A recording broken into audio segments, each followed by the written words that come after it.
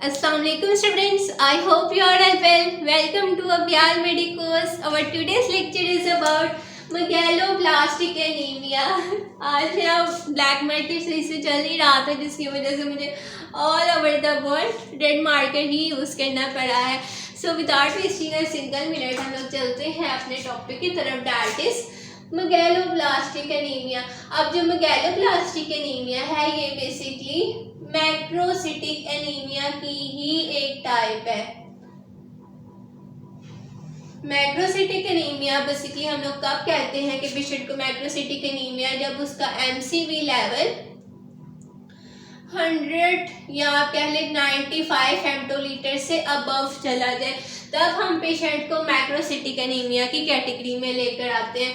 Macrocytic anaemia basically आगे दो types में सब क्लासीफाई होता है. एक हमारे पास आ जाती है मेगालोब्लास्टिक और एक हमारे पास आ जाती है नॉन मेगालोब्लास्टिक. मेगालोब्लास्टिक आज हमने डिस्कस करना है, जिसमें हमारे पास फर्दर दो टाइप्स आती हैं. एक विटामिन B12 डेफिशिएंसी एनीमिया आ जाता है हमारे पास, और सेकेंडली एक इसमें हमारे पास आता है विटामिन B9 डेफिशिएंसी एनीमिया. अगर नॉन मेगालोब्लास्टिक एनीमिया को देखा जाए तो ये अल्कोहल इंटेक करने की वजह से हो सकता है, या कोई लीवर का डिसऑर्डर है, या कोई माइलोडिस्प्लास्टिक सिंड्रोम है, तो वो पेशेंट जो है वो नॉन मेगालोब्लास्टिक एनीमिया की कैटेगरी में है. क्या मतलब कि कोई डेफिशिएंसी नहीं हो रही, कोई आप ऐसी चीज़ें इंटेक कर रहे हैं बॉडी में, कोई ऐसा डिसऑर्डर है जिसकी वजह से आपके आरबीसीज का साइज इंक्रीज कर रहा है, तो तब पेशेंट आएंगे नॉन मेगालोब्लास्टिक एनीमिया की कैटेगरी में. तो सबसे पहले इस वर्ड को हम लोग कर लेते हैं clear. Mega means large, blastic means immature, and anemia is basically in anemia body is basically not having enough red blood cells or hemoglobin. अब हीमोग्लोबिन ही हमारी बॉडी में नहीं होगी तो आरबीसीज की भी प्रोडक्शन नहीं होगी, क्योंकि आरबीसीज की प्रोडक्शन के लिए आयरन चाहिए होता है या हीमोग्लोबिन चाहिए होता है. अब हीमोग्लोबिन ही नहीं बन रही तो हमारे टिश्यूज तक ऑक्सीजन ही नहीं पहुंच पाएगी, जिसकी वजह से आपको फटीग होगी, वीकनेस होगी, या आपकी स्किन का कलर पेल हो जाएगा, या आप प्रॉपरली किसी चीज़ पर कंसंट्रेट नहीं कर पा रहे होंगे. सो ये आपको एनीमिया की क्लासिफिकेशन इन डिटेल आपको मेरी हीमाटोलॉजी लेक्चर सीरीज में मिल जाएगी. ये हमने थोड़ा सा यहाँ पे इसका ओवरव्यू दिया जो कि हमारे लेक्चर से रिलेटेड है. अगर आपको इसकी डिटेल क्लासिफिकेशन चाहिए तो मैं इसका लिंक डिस्क्रिप्शन बॉक्स में अटैच कर दूंगी. In megaloblastic anemia, erythroblast in the bone marrow show a characteristic abnormality, that is maturation of nucleus is delayed. अब इसमें हमारे बोन मैरो में एरिथ्रोब्लास्ट की एक्यूमुलेशन हो जाती है. क्यों? क्योंकि उनका जो न्यूक्लियस है उसकी मैचुरेशन ही नहीं हो पा रही होती. अब एरिथ्रोब्लास्ट बेसिकली क्या होते हैं? ये basically immature red blood cell होते हैं. अब हमारा जो रेड ब्लड सेल है वो डिफरेंट स्टेज से गुजर के एक मेच्योर सेल बनता है, दैट इज एरिथ्रोसाइट्स. और जिस प्रोसेस के थ्रू ये डेवलप होता है उसे कहा जाता है एरिथ्रोपोइसिस. ये प्रोसेस भी हम लोग इन डिटेल डिस्कस कर चुके हैं, इसका भी लिंक मैं अटैच कर दूंगी, लेकिन यहाँ पे हम लोग इसका थोड़ा सा ओवरव्यू करेंगे कि बेसिकली आरबीसी की डेवलपमेंट किस तरह से हो रही होती है. अगर यहाँ पर देखें, सबसे पहले हमारे पास आता है proerythroblast. Then proerythroblast से हमारे पास बनता है बेसोफिलिक एरिथ्रोब्लास्ट.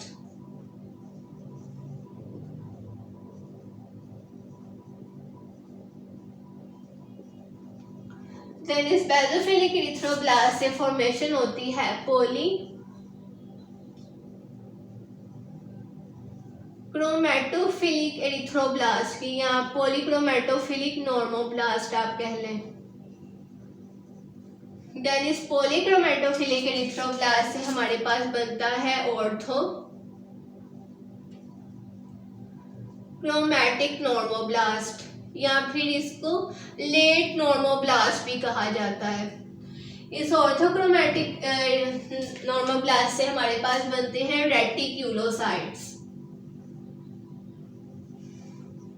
देन इस रेटिक्यूलोसाइट से हमारे पास आरबीसीज की प्रोडक्शन हो जाती है।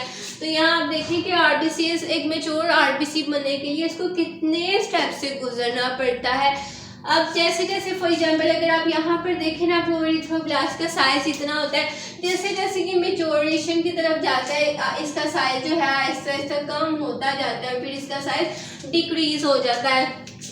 अब इसमें क्या होगा, विटामिन B12 की डेफिशिएंसी या विटामिन B9 की डेफिशिएंसी की वजह से इसमें न्यूक्लियस नहीं मैच्योर हो रहा था। न्यूक्लियस मैच्योरेशन के पीछे बेसिकली क्या रीजन होती है,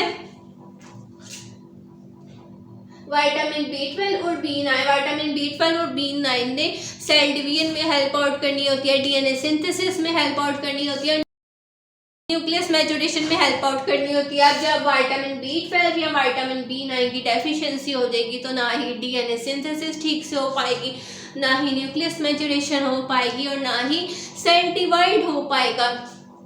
अब सेल का साइज लार्ज है।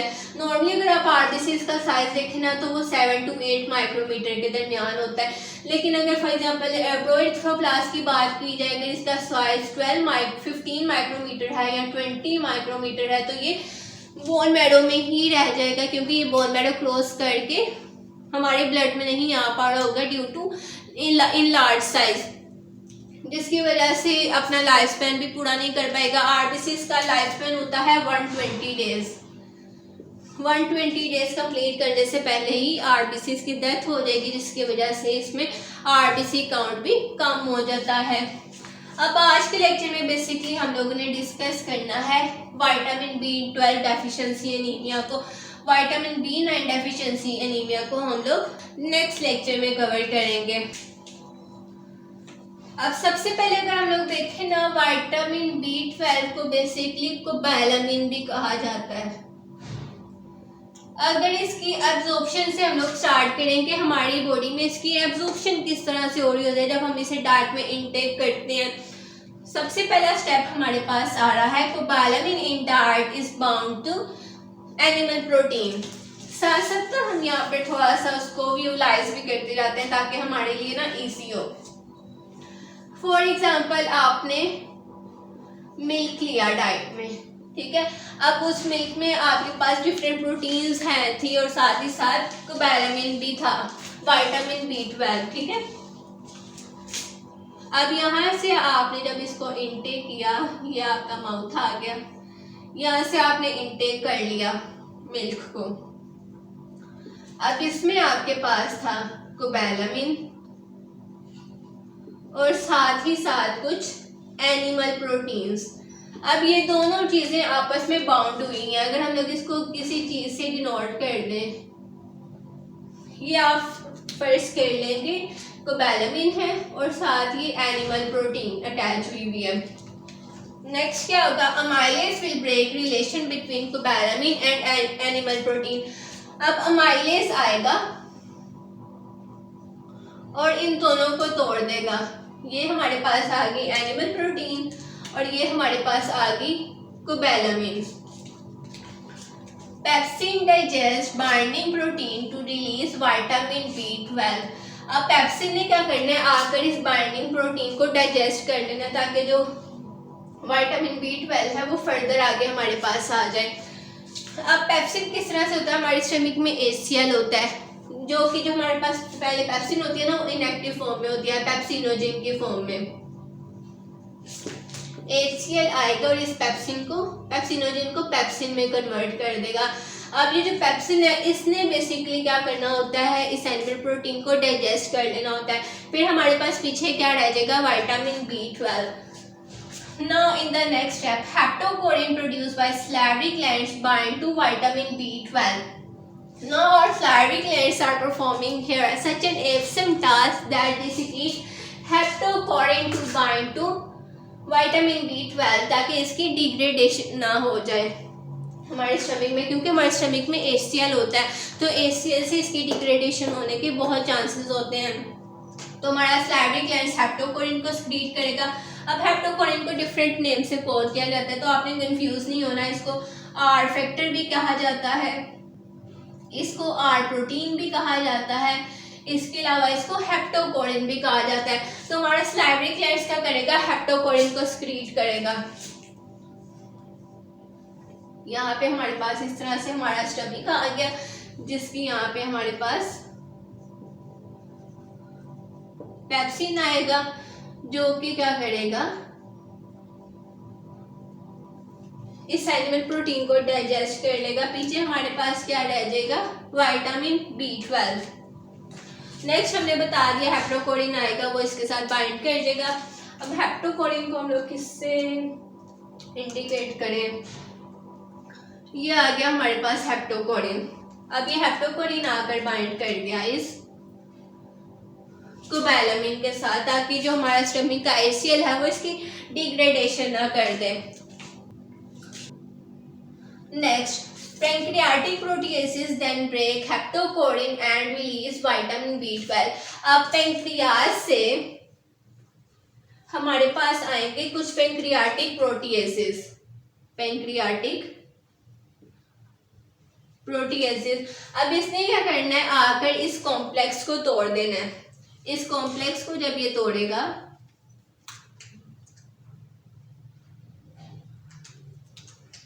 तो हमारे पास विटामिन B12 सेपरेट हो जाएगा। Now vitamin B12 bind to intrinsic factor and form vitamin B12 intrinsic factor complex. अब इंट्रिंसिक फैक्टर बेसिकली कहाँ से सिक्रीट होता है, हमारे स्टमक में ना कुछ पाराइटल सेल्स होते हैं जो कि इंट्रिंसिक फैक्टर की सिक्रीशन करते हैं। इंट्रिंसिक फैक्टर विटामिन B12 की एब्जॉर्प्शन के लिए बहुत इंपॉर्टेंट होता है। हमारे अब स्टमक के पाराइटल सेल्स ने इंट्रिंसिक फैक्टर को सिक्रीट किया, जो कि आकर विटामिन B12 के साथ बाइंड करेगा और एक कॉम्प्लेक्स बना देगा। ये हमारे स्टमक से आया इंट्रिंसिक फैक्टर, जो कि आकर इसके साथ बाइंड करेगा। ये आ गया हमारा कोबैलामिन या विटामिन B12, इसके साथ आकर ये इंट्रिंसिक फैक्टर बाइंड करेगा। ये हमारे पास एक विटामिन B12 और इंट्रिंसिक फैक्टर कॉम्प्लेक्स बन गया। Next, complex will then travel to ileum and bind to its receptor. अब इलियम हमारी इंटेस्टाइन्स होती हैं। अब ये जो हमारे पास कॉम्प्लेक्स बनाएगी यहाँ पर आ जाएगा। अब यहाँ पर ना इसके रिसेप्टर्स होते हैं, जिसको कहा जाता है ट्यूबुलिन। अब इस कॉम्प्लेक्स ने आकर यहाँ पर इस रिसेप्टर के साथ इस रिसेप्टर के साथ बाउंड कर देना होता है। Then enter the iliac enterocytes and bind to transcobalamin। अब यहाँ पर हमारे पास ना कुछ इंटेरोसाइट्स होते हैं, कुछ इंटेरोसाइट्स होते हैं जो कि डिफरेंट न्यूट्रिएंट्स की एब्जॉर्प्शन के लिए बहुत हेल्पफुल होते हैं, बहुत इंपॉर्टेंट होते हैं। तो यहाँ पर ना ट्रांसकोबैलामिन होगा, ट्रांसकोबैलामिन 2। अब इस कॉम्प्लेक्स ने आकर इस ट्रांसकोबैलामिन 2 के साथ बाउंड कर देना है। बाउंड करने के बाद ये इस कॉम्प्लेक्स को भेज देगा हमारे ब्लड में। तो यहाँ पर आप देखेंगे जो हमारा इंट्रिंसिक फैक्टर है वो उसकी ब्रेकडाउन हुई, बाकी जो जो चीज़ें उसके साथ अटैच होती जा रही है उसकी ब्रेकडाउन होती जा रही है, लेकिन इंट्रिंसिक फैक्टर लास्ट तक उसके साथ अटैच है, क्योंकि इंट्रिंसिक फैक्टर विटामिन B12 की एब्जॉर्प्शन के लिए बहुत इंपॉर्टेंट होता है। अगर आप सिंपली इस एब्जॉर्प्शन को देखें तो इसमें कौन कौन से स्टेप्स आए हैं। सबसे पहले आपने माउथ के थ्रू उसको इनटेक कर लिया, देन फर्दर यहाँ पर फैक्टर आ रहा है अमाइलेज, जिसने एनिमल प्रोटीन और कोबैलामिन के बॉन्ड को तोड़ दिया। देन हमारे पास हमारे स्टमक का पहला माउथ आ गया, दूसरा अमाइलेज आ गया, तीसरा हमारे पास आ रहा है स्टमक। स्टमक से पेप्सिन की सिक्रीशन हो रही थी। नेक्स्ट हमारे पास यहाँ पर रोल आ रहा है सलाइवरी ग्लैंड्स का 4th नंबर पे। देन हमारे पास 5th नंबर पे रोल आ रहा है पैंक्रियाटिक पेप्टाइडेसिस का। देन हमारे पास इंट्रिंसिक फैक्टर आ रहा है। देन हमारे पास यहाँ पर आ रहे हैं इंटेरोसाइट्स और फिर लास्ट पर आ रहा है ट्रांसकोबैलामिन। नेक्स्ट अगर विटामिन B12 डेफिशिएंसी एनीमिया के कॉजेज देखे जाएंगे किस वजह से हमारी बॉडी में विटामिन B12 की डेफिशिएंसी होती है। सबसे पहले हमारे पास आ रहा है डिक्रीज इनटेक। इसकी आप डाइट में ही विटामिन B12 नहीं ले रहे प्रॉपरली एडिक्वेट अमाउंट में जितनी हमारी बॉडी को नीड है। विटामिन B12 किन किन चीज़ों में होता है, लाइक मीट में होता है, सी फूड्स में होता है, डेयरी प्रोडक्ट्स में होता है, लाइक मिल्क में होता है, एग्स में होता है, चीज़ में होता है। तो ये चीज़ें हम लोग इनटेक नहीं कर रहे। लाइक आप देखें जो लोग वेजिटेरियंस होते हैं जो ज़्यादा वेजिटेबल्स लेते हैं तो उनमें विटामिन B12 डेफिशिएंसी होने के चांसेस बहुत ज़्यादा होते हैं। नेक्स्ट आ रहा है इम्पेयर्ड एब्जॉर्प्शन। मीन्स कि आप डाइट में तो विटामिन B12 ले रहे हैं लेकिन हमारी बॉडी में कुछ ऐसे फैक्टर्स आ रहे हैं जो कि उसकी बॉडी में एब्जॉर्प्शन ही नहीं होने दे रहे। कौन से ऐसे फैक्टर्स आ रहे हैं, लाइक फर्स्ट ऑफ ऑल अगर आप देखें सीलिक डिजीज़ को, सीलिक डिजीज़ में बेसिकली आपके इंटेस्टाइन्स में जो विलाय होते हैं ना उनकी एट्रोफी हो जाती है, वो डैमेज होते हैं जिसकी वजह से बॉडी में एब्जॉर्प्शन नहीं हो पा रही होती है। इसके अलावा इंट्रिंसिक फैक्टर की अगर डेफिशिएंसी हो जाए, इंट्रिंसिक फैक्टर हम लोगों ने लास्टली बताया है कि विटामिन B12 की डेफिशिएंसी के लिए एब्जॉर्प्शन के लिए बहुत इंपॉर्टेंट होता है। अब इसकी ही डेफिशिएंसी हो रही है तो विटामिन B12 की बॉडी में एब्जॉर्प्शन नहीं हो पाएगी। नेक्स्ट अगर किसी पेशेंट की गैस्ट्रेक्टोमी हुई है, लाइक अगर उसका होल स्टमक रिमूव कर दिया गया है किसी ट्यूमर अल्सर की वजह से या स्टमक का कुछ पार्ट रिमूव कर दिया गया है, हमने कहा था हमारे स्टमक के अपैरेटस सेल्स में ने क्या करना होता है, इंट्रिंसिक फैक्टर की सेक्रीशन करनी होती है। अब हमारे स्टमक को ही रिमूव कर दिया गया बॉडी से इंट्रिंसिक फैक्टर की भी सेक्रीशन नहीं होगी तो जिसकी वजह से इंट्रिंसिक फैक्टर की डेफिशिएंसी हो सकती है और इंट्रिंसिक फैक्टर विटामिन B12 को एब्जॉर्ब नहीं कर पाएगा जिसकी वजह से उसकी भी हमारी बॉडी में डेफिशिएंसी हो जाएगी। इंक्रीज नीड मीन्स कि आपकी बॉडी को जितनी विटामिन B12 की ज़रूरत है आप उतनी अमाउंट में विटामिन B12 इनटेक नहीं कर रहे। लाइक अगर प्रेगनेंसी में देखा जाए तो तब भी विटामिन B12 की बहुत नीड होती है बॉडी को, और इसके अलावा अगर आप चिल्ड्रन की ग्रोइंग एज देखें तो तब भी विटामिन B12 की ज़रूरत होती है। नेक्स्ट साइन एंड सिम्टम्स देखे जाए कि क्या साइन एंड सिम्टम्स होते हैं विटामिन B12 की डेफिशिएंसी की वजह से। फटीग, थकावट होना, डिस्पेनिया, सांस लेने में मुश्किल होना, shortness of breath, parlour, skin का कलर पेल हो जाना, ग्लोसाइटिस, जो आपकी टंग है ना वो बिल्कुल स्मूथ हो जाएगी।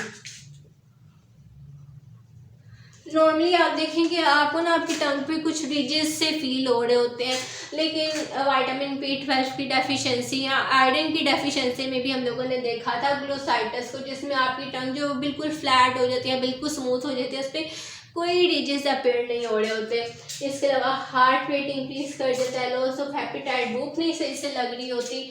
इसके अलावा कुछ न्यूरोलॉजिकल सिंड्रोम्स आ जाते हैं लाइक डिमेंशिया या न्यूरोसाइकेट्रिक कुछ इश्यूज आ जाते हैं, डिप्रेशन हो जाता है। तो आप देखें कि विटामिन B12 न्यूरोलॉजिकल फंक्शंस के लिए भी कितना ज़रूरी है। So we should be very thankful to Allah पाक for blessing us with such a nice system कि वो इतनी स्मूथली हमारी बॉडी में वर्क कर रहा होता है कि हमें बाहर से कुछ ऐसी चीज़ इनटेक ही नहीं करनी पड़ती एब्जॉर्प्शन के लिए।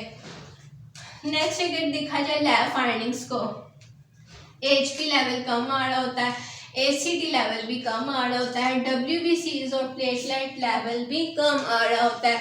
इसके अलावा विटामिन B12 का लेवल भी कम आ रहा होता है और RBCs का लेवल भी कम आ रहा होता है और MCV का लेवल ज़्यादा आ रहा होता है। MCV की नॉर्मल रेंज होती है 80 to 95 फेमटोलीटर। अब अगर इससे ज़्यादा होगा तो मेगालोब्लास्टिक एनीमिया का केस कंसिडर किया जाएगा। जब पेशेंट की पेरिफेरल ब्लड एग्जामिनेशन की जाए तो जब पेरिफेरल ब्लड स्मेयर बनाया गया तो उस पर हमारे पास कौन से सेल्स नजर आएंगे, macroovalocytes, large oval shape cells नजर आएंगे। Pancytopenia means the reduction in the white blood cell, red blood cells and platelets, मतलब ये जो हमारी मेन सेल लाइन है वो डिक्रीज हो रही होती है, जैसे कि हमने ऊपर भी बता दिया। WBC काउंट कम, प्लेटलेट काउंट कम और RBC काउंट कम। जो जब हम लोग पेरिफेरल ब्लड में फिल्म की एग्जामिनेशन करेंगे ना तो उस पर भी हमें ये तीनों सेल्स का काउंट कम नजर आएगा। इसके अलावा हाइपर सेगमेंटेड न्यूट्रोफिल्स नजर आएंगे। नॉर्मली अगर आप न्यूट्रोफिल्स को देखें ना तो उसमें आपको एक न्यूट्रोफिल्स में 3 to 5 लोब्स नजर आते हैं, लेकिन मेगालोब्लास्टिक एनीमिया या vitamin B6 B12 deficiency anaemia के केस में आपको मोर देन 5 लोब्स नज़र आएंगे। अगर ट्रीटमेंट देखा जाए, फर्स्ट ऑफ ऑल आपको विटामिन B12 रिच डाइट लेनी चाहिए। जिस चीज़ों में विटामिन B12 है वो आपको इंटेक करनी चाहिए ज़्यादा। ट्रीट अंडरलाइन कॉज क्या है, किस वजह से विटामिन B12 की डेफिशिएंसी हो रही है, उस कॉज को देखना चाहिए, उसको ट्रीट करना चाहिए। और लास्टली इंट्रामस्कुलर विटामिन B12 दिया जाता है, क्योंकि डिफेक्ट आ रहा है बॉडी में, कुछ ऐसे फैक्टर्स आ रही हैं, कोई ऐसा डिसऑर्डर आ रहा है जो कि उसकी एब्जॉर्प्शन नहीं होने दे रहा, तो डायरेक्टली ही मसल्स में विटामिन B12 को इंजेक्ट कर दिया जाएगा। So that's all about today's lecture. Hope so you have understood this lecture. If you have any query or question, you can ask me on Instagram or in comment section. Instagram ID is attached in description box of my YouTube channel. और अगर अभी तक आपने मेरा YouTube channel subscribe नहीं किया तो please इसे लाइक, सब्सक्राइब और शेयर कर दीजिएगा। थैंक यू ऑल, जज़ाकल्लाह।